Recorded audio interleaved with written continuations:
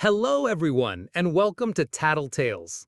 This story begins with a whisper on a deathbed, one that unravels a family legend and leaves a single descendant holding the weight of a buried truth. What would you do if the hero you were raised to revere was the one who lit the match? I was the one holding her hand when she whispered it. The hospital room was dim, filtered sunlight casting a soft gold sheen across my grandmother's weathered face. She looked peaceful, almost serene, like the decades of control and dignity she wore like armor were finally too heavy to carry into death.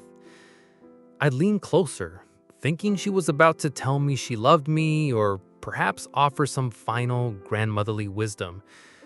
Instead, she gave me a secret, one that would rupture everything. It wasn't an accident. The fire. It wasn't just an accident. I blanked, confused. I knew the story like scripture. 42 years ago, Uncle Daniel died saving children from a burning church in Maysfield. The town named a street after him. There's a mural on Main Street with his face surrounded by angelic light. He started it, she whispered. He wanted revenge on Father Brennan for what he did to Claire. But he didn't know the children were inside. By the time he realized, he went in to save them. That part was real. But the rest? She took a shuddering breath. I felt her fingers grip mine, strong, even as her life was fading. Your grandfather and I kept it quiet. We told them the gas line burst. We buried the truth with Daniel. I sat there in stunned silence, listening to the monitor beep steadily, my heartbeat trying to race ahead of it. Claire was my grandmother's sister.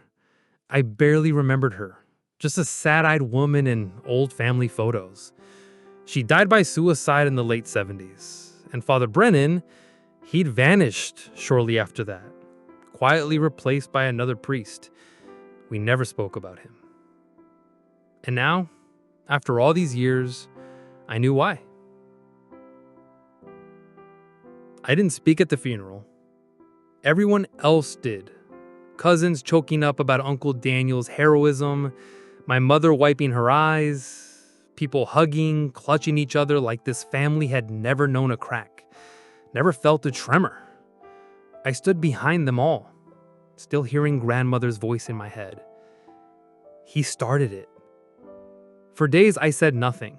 I watched the weight of history settle back over the family, heavy and smug like an heirloom quilt no one dared wash. I tried telling myself it didn't matter anymore. He had tried to save those kids. He died a hero, even if his hands lit the match. No one alive could even be punished now. But it wasn't about punishment. It was about truth. And now, I was the only one left who knew it. A week later, I drove to Maysfield. I parked in front of the mural, still crisp from its last repainting. Daniel's face smiled down at me with beatific calm. I sat on the hood of my car and stared at it for a long time, until twilight drained the colors into gray. And I asked myself the question that had been pulsing behind my eyes since that hospital room. If the truth wounds, but also frees, whose pain matters more? I tried once to tell my cousin Rachel. She was always the most level-headed of us. We were cleaning out the attic of grandmother's house, dusty linens, old newspaper clippings, a photo of Daniel with a fireman's badge. I think Grandma told me something important before she died, I began. Rachel glanced up. Yeah, like what? I hesitated. Everything in me screamed to say it, to rip open the lie and let it all out. But then I looked at her.